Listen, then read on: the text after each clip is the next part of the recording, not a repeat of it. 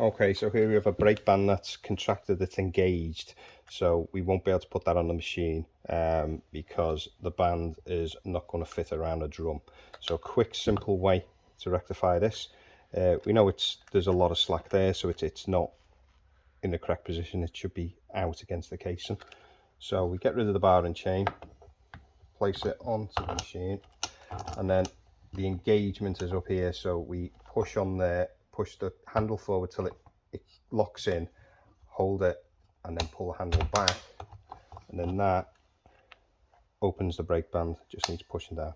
As you can see, it's up against all the stops there, so there's no movement in that whatsoever.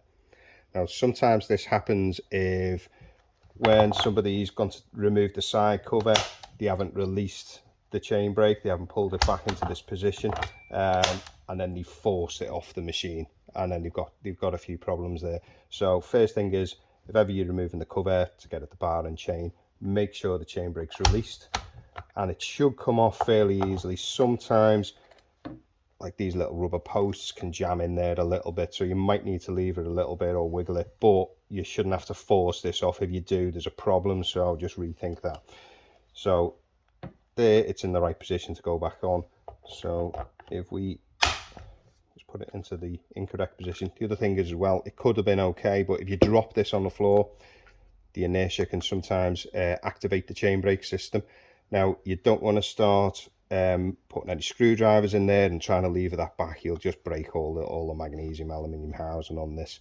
So there's other housings where you can use a bit of a tool, something like this one.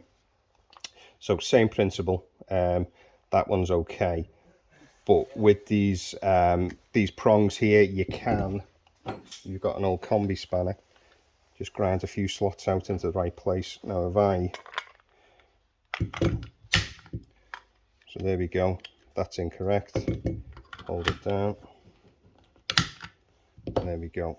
So there's a few other ways, but yeah, something like that's not really going to go in there. It's going to be difficult to make a tool, but these are a lot easier to release anyway. So hopefully that's quick enough to show you. As I say, this should be in a decent position, and it's got to be pressed out against the posts. And once again, we just place it on, push it forward so it engages, and then hold it against it and pull it back. So all that's engaging really. As you can see, the lever's right at the top there now, and it's this metal post that pushes it all back.